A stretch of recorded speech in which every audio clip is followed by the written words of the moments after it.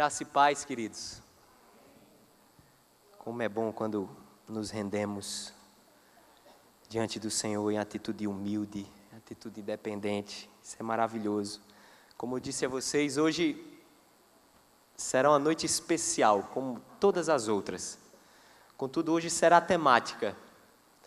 Hoje falaremos um pouco, uma palavra breve aqui acerca da oração e, de forma intercalada, como eu já disse, faremos momentos de oração pelas nossas famílias, pelos filhos especificamente, pelos homens, para que Deus levante os homens para fazerem o que Deus os chamou para fazer. Para que Deus levante as mulheres da nossa comunidade, para que elas façam o que Deus as chamou para fazer. O que nós observamos é que estamos atrás de muitos mistérios. É mistério demais. E quanto mais esquisito o negócio, mais a gente corre atrás. Estamos esquecendo de coisas básicas. Estamos esquecendo de coisas essenciais. Estamos nos esquecendo de buscar nos parecer com o Filho de Deus. Para isso que nós fomos chamados. E aí, queridos, acerca da oração, eu pergunto a vocês, por quê? Por que Deus quer que oremos? Por que Deus quer que oremos? Primeiramente, eu tenho a dizer que nós não oramos para que Deus descubra as nossas necessidades. Você não precisa orar para que Deus descubra as suas necessidades. Mateus 6,8 diz que Deus já as conhece. Antes mesmo de você proferir a palavra da sua boca, Deus já sabe o que você vai falar. Deus já sabe o que você vai dizer. Então você não precisa orar para que Deus descubra as suas necessidades. Deus não precisa descobrir nada ao nosso respeito, porque Ele já sabe de absolutamente tudo. Ontem, hoje, amanhã, para sempre. Então, por que Deus quer que oramos, Davi? Oração exprime, queridos meus amados, confiança, dependência e comunhão com Deus. Assim como uma criança, como Deus disse, digo-lhes a verdade, quem não receber o reino de Deus como uma criança, nunca entrará nele. É interessante, né, o termo criança. Em outros textos, nós vemos o apóstolo Paulo, nós vemos o próprio Jesus, nós vemos Pedro, dizendo acerca da necessidade de nós amadurecermos, de nós deixarmos de tomar o leite e nos tornarmos o quê? Adultos. Mas aqui Jesus disse que é necessário que quem não recebeu o reino de Deus como uma criança, nunca entrará nele. Ou seja, um estado permanente de ser criança. O que é isso, Davi? Será que a Bíblia está se contradizendo aqui nessa questão de ser criança no reino de Deus? E ao mesmo tempo a Bíblia diz que precisamos amadurecer, sair do leite? Queridos, apenas uma coisa a Bíblia nos pede, que sejamos como criança, na nossa dependência de Deus. Não cresça na sua dependência de Deus. Não se torne autossuficiente na sua dependência com Deus. Diante de um problema, não ache que você já tem a solução, que você, por ter 10 anos de evangelho, por você já ter feito seminário, um mestrado, ou ter ouvido aqui durante anos as pregações de pastor Sérgio como eu, 10 anos ouvindo as pregações e as aulas dele em todas as escolas bíblicas, não ache que por causa disso você cresceu, meu filho, diante do Senhor na dependência, não. Pelo contrário, você quer ver uma ruína, você quer ver a ruína da sua vida espiritual? Torne-se independente de Deus na confiança e no conhecimento. O probleminha é deste tamanho, corra para os pés da cruz em dependência. Já viu uma criança? Quem é papai e mamãe aqui sabe, né? A criança vê uma coisa inofensiva, qual é a primeira coisa que ela faz? Ela corre para os braços do pai, ela corre para os braços da mãe. Só que quando ela vai ficando maiorzinha, ela olha aquela questão que dava medo a ela antes, ela corre, irmãos? Não, ela vai fazer o quê? Ela vai lá pegar no negócio. Sejamos como crianças nesse sentido, dependência sempre. Do menor problema ao maior problema, sempre correr para os pés de Jesus em oração. Nunca ache que você já tem a resposta para os seus problemas, em virtude do seu conhecimento bíblico e em virtude da sua sabedoria. Não faça isso. Antes, coloque-se absolutamente diante dos pés do Senhor Jesus Cristo. Quem fazia isso, Davi, na Bíblia? Moisés. Moisés, como os irmãos sabem, foi chamado com 80 anos de idade para o seu ministério. 80, veja bem, 80. Moisés já tinha o quê, queridos? Já tinha uma sabedoria humana adquirida, concorda? Foi chamado por Deus. A Bíblia diz, na rebelião de Miriam, a Bíblia diz que o Espírito de Deus desceu e disse: olha, Miriam, com os profetas eu falo através de sonhos, eu falo através de profecias, eu falo de forma enigmática. Com Moisés, o meu servo, eu falo face a face. E a Bíblia diz que Moisés, sempre diante de um problema, o que Moisés fazia? Corria aos pés de Deus e orava.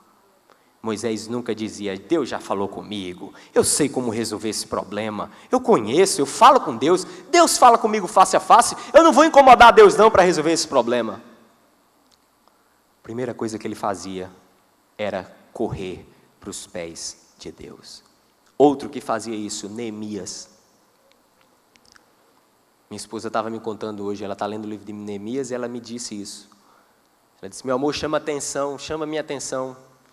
Neemias, toda vez que tinha uma questão para resolver, ele não dava a palavra logo. Ele se ajoelhava e orava diante do Senhor para que Deus desse a resposta. Porque às vezes, queridos, diante de uma circunstância, quando queremos agir de acordo com a nossa sabedoria e com o nosso entendimento, não é a vontade de Deus. E aí nós quebramos a cara. Por isso que eu costumo dizer muito. Tem gente que diz: onde foi que eu errei? Onde foi que eu errei? Onde foi que deu errado? O que foi, Senhor, na minha história? Eu estou falando em relação aos crentes. Onde foi, Senhor Deus, na minha vida cristã começou a dar tudo errado? Eu costumo dizer: a partir do momento que você parou de orar. Você tornou-se autossuficiente. Você tornou-se conhecedor da Bíblia, a arrogância tomou conta do seu coração, a vaidade tomou conta do seu coração, porque você conhece a Bíblia, e aí você presume que pelo fato de você conhecer a Bíblia, todas as suas atitudes serão certas. E aí você se engana. Conhecimento da Bíblia, sem estar regada a profunda oração, não produz vida. E aí temos algumas questões aqui para tratar, queridos, rapidamente, que eu vou tratar para vocês acerca da oração. A primeira delas: a oração, ela muda o modo como Deus age. A oração, ela muda a forma como Deus age. É isso que nos ensina a Bíblia. Tiago 4:2. Nada tendes, porque não pedis. Nada tendes porque não pedis. Eu preciso falar mais alguma coisa? Nada tendes porque não pedis. Repitam comigo. Nada tendes porque não pedis. Mais uma vez. Nada tendes porque não pedis. Lucas 11, 9 e 10. Peça e será dado. Busque e achareis, bata e será aberta. A oração muda a forma como Deus age. Isso não significa que eu determino Deus, em hipótese nenhuma. Agora, a Bíblia nos ensina, e isso nos basta, esse ensino nos basta, de que a nossa oração, a oração de um homem contrito na presença de Deus, move o coração de Deus. E aí tem uma frase muito interessante que diz, de um teólogo: se oramos pouco, é provavelmente porque não cremos realmente que a oração consegue muita coisa. Se Obama estivesse à sua disposição uma vez por mês, para que você fosse até ele, pedir para ele resolver um problema seu. Obama e Dilma. Já pensou? Eu vou mais longe. Já pensou se Obama, Dilma, Ricardo Coutinho e o prefeito Luciano Cartacho, uma vez por mês, estivessem à disposição de vocês, para vocês pedirem alguma coisa? Eu não duvido que vocês largariam tudo quando esse dia chegasse, para estar diante deles. E por que essa relutância para estar diante do Deus que está acima de todo governo e toda autoridade nesse cosmos? Por quê, queridos? Porque não cremos. Porque você não crê. Essa é a verdade. Quando é para estar diante de uma autoridade dos homens, qual é a primeira coisa que vem no nosso coração? Edgley que está aqui, advogado, hein, Edgley? Não vai falar com o desembargador, com o ministro, com o juiz. Chega, a gente vai com aquela esperança, né? Ele vai resolver o problema. Se ele atender o meu pedido. E por que não esse desejo quando vamos nos colocar diante da presença de Deus? Ponto 2. Devemos orar segundo a vontade de Deus. Não é orar de qualquer maneira, queridos. Por isso que eu digo que oração e estudo da palavra tem que estar absolutamente ligados. Umbilicalmente ligados. Porque senão você vai orar besteira, você vai falar besteira. E você vai causar problema na sua vida espiritual. 1 João, abram comigo, por favor, 1 João, capítulo 5, a partir do versículo 14. Esta é a confiança que temos ao nos aproximarmos de Deus. Se pedirmos alguma coisa de acordo com a sua vontade, Ele nos ouve. E sabemos que Ele nos ouve em tudo o que pedimos. Sabemos que temos o que dele pedimos. Olha que palavra poderosa, irmãos. Agora, se você, meu querido e minha querida, é um crente que vive de culto, que vive de domingo, que é crente domingueiro,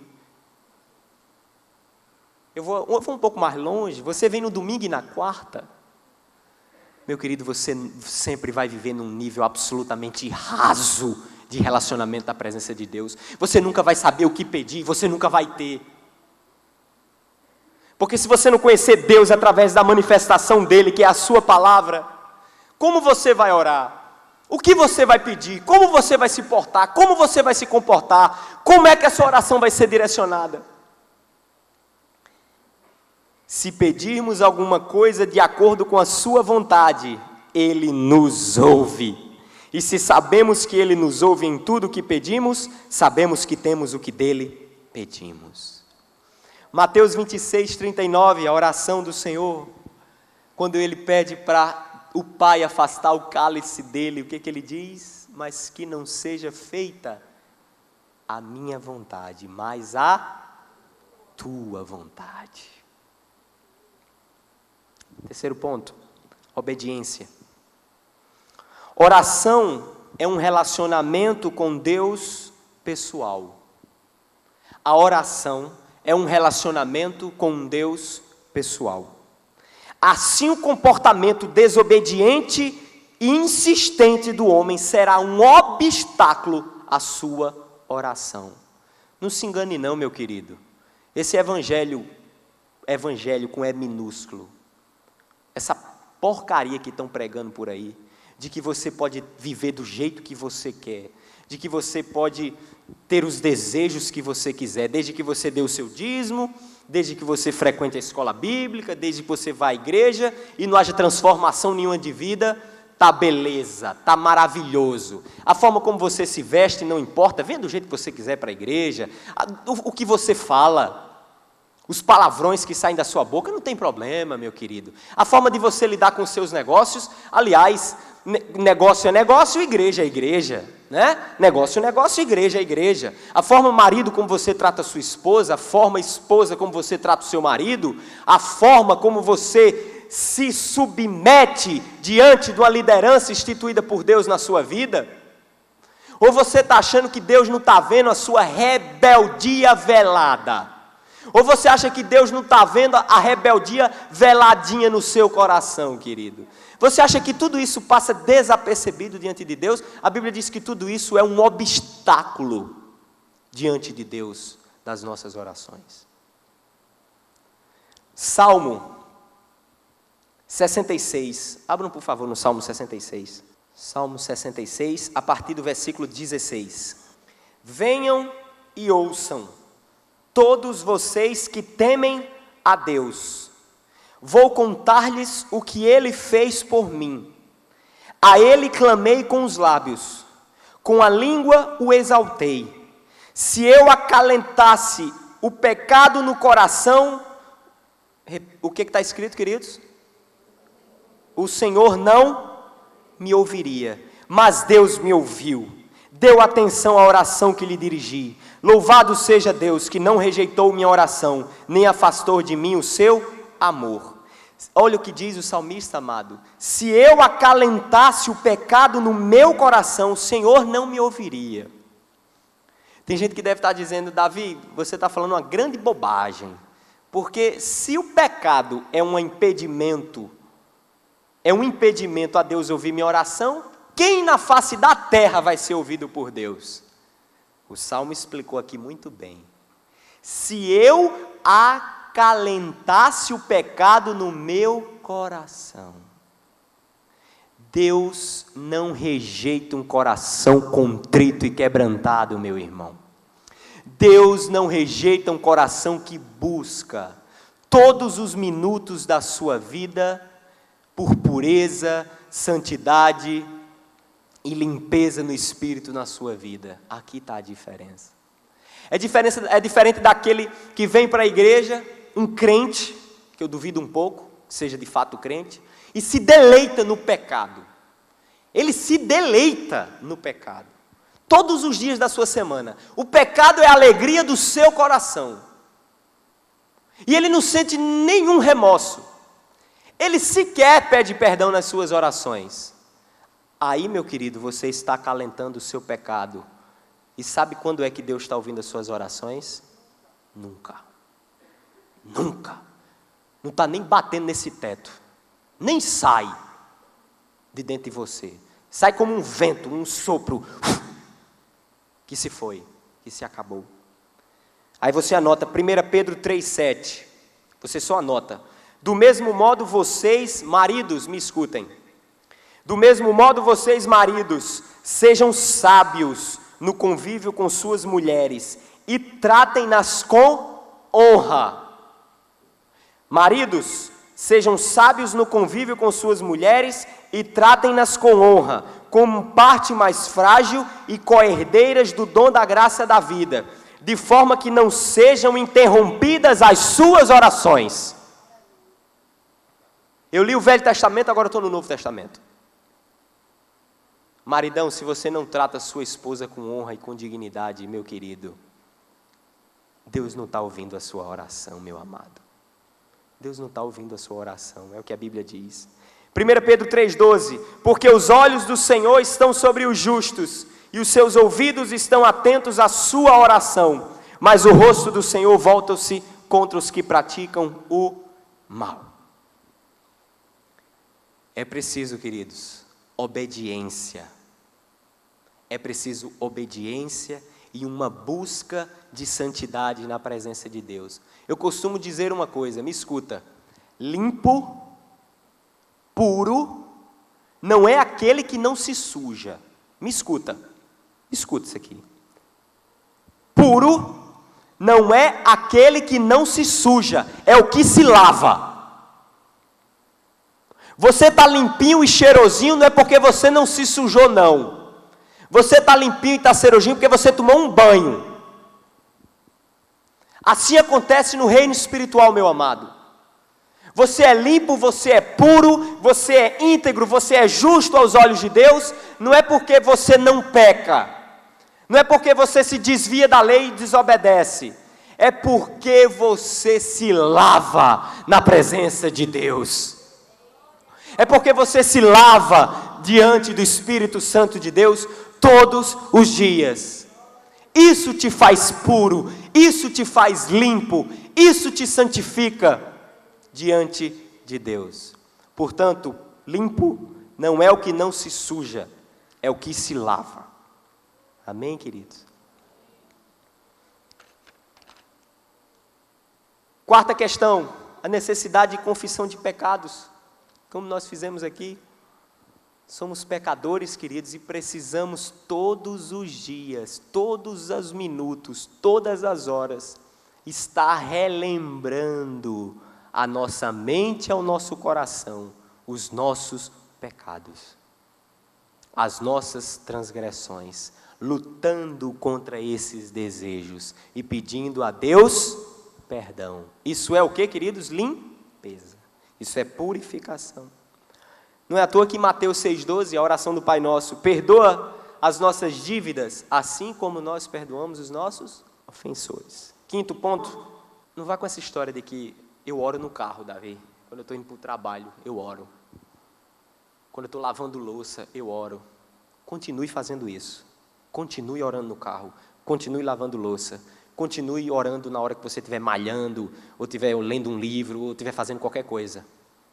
Mas acrescente a isso a oração em secreto. O momento em que você e Deus estão sozinhos, num quarto trancado, ou numa praia, ou em qualquer lugar, ou num campo, mas está só você e Ele, você pensando nele, Ele pensando em você, você orando, você proclamando, você bendizendo o nome dEle. A Bíblia nos diz em Daniel 6,10, quando Daniel soube que o decreto tinha sido publicado, um decreto do imperador para todos aqueles que se vissem diante da imagem, adorarem a imagem. Daniel, quando soube que o decreto tinha sido publicado, ou seja, para adorar outro Deus, a Bíblia diz que Daniel foi para casa, para o seu quarto, no andar de cima, onde as janelas davam para Jerusalém. 3 vezes por dia ele se ajoelhava e orava, agradecendo ao seu Deus, como costumava fazer. Tem aqui, queridos, esse decreto aqui foi a sentença de morte, viu, de Daniel. Para quem está achando que é qualquer outra coisa, esse decretozinho aqui foi a sentença de morte de Daniel. Esse decreto dizia o seguinte: quem não adorar a imagem do imperador vai morrer. Daniel muito tranquilamente, ouviu o decreto e foi fazer o que ele sempre costumava fazer: orar 3 vezes por dia, ajoelhado, virado para Jerusalém, porque aqui ele estava na Babilônia. E nós quando escutamos uma notícia ruim e desesperadora, blasfemamos, reclamamos: onde está Deus? Onde Deus está? Oh meu Deus, porque eu sou o único do universo. E aí vai procurar um, vai procurar outro, vai fazer isso, vai fazer aquilo, e toma ansiedade, toma confusão, e toma movimento. Daniel, diante de uma sentença de morte, caladinho, temperança, tranquilo, foi para sua casa, fazer o que ele sempre costumava fazer: orar, porque ele foi ter uma audiência com quem poderia salvá-lo.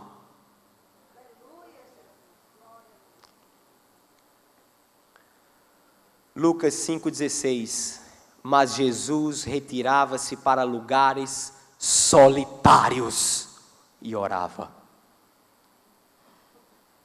Inúmeros capítulos dos evangelhos diz que Jesus se retirava para o deserto, Jesus se retirava para lugares solitários, para orar a sós com Deus.